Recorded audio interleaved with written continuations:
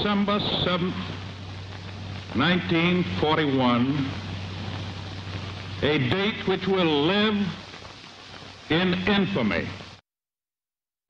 It was one of the most famous presidential addresses in American history. That was Franklin Delano Roosevelt addressing the nation after the Japanese bombed Pearl Harbor 76 years ago today.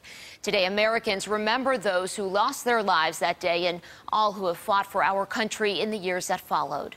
News 4's Katie Alexander shows us the memorial service that took place at the Buffalo and Erie County Naval and Military Park.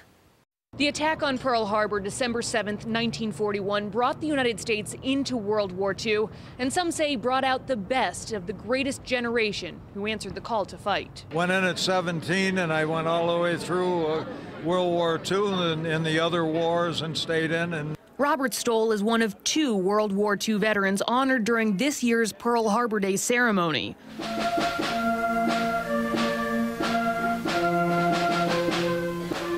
And fellow Navy veteran Dick Bondi both served on submarines. Both were very humble about the recognition here. I don't go for that, but I was forced into it. I wasn't going to come. I know what I did. You don't have to know about it. And I'm even more humbled by the grunts that were on the ground that had suffered so much. On the submarines, we died or we came home. It's quite a difference. It's been an interesting journey. And when I talk about it, I know I'm tearing, but I can't help it. More than 2,400 American servicemen were killed in the surprise attack on Pearl Harbor. Pearl Harbor is firmly entrenched in American history. And as we commemorate this day, our tribute to the American veteran continues. One group of sailors is in the spotlight here as one of the leaders from the new USS Little Rock addressed the crowd this Pearl Harbor Day. We share a common bond. We served at sea. And that makes us shipmates.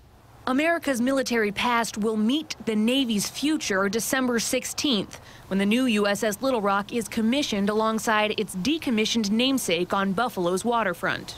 What a huge bookmark in history for Buffalo that it's going to happen here. The Naval Park is usually closed for the season by this point in the year, but this year it is open every day to the public until the new USS Little Rock leaves, giving everyone a chance to see that new Navy ship and to honor America's veterans. In Buffalo, Katie Alexander, News 4.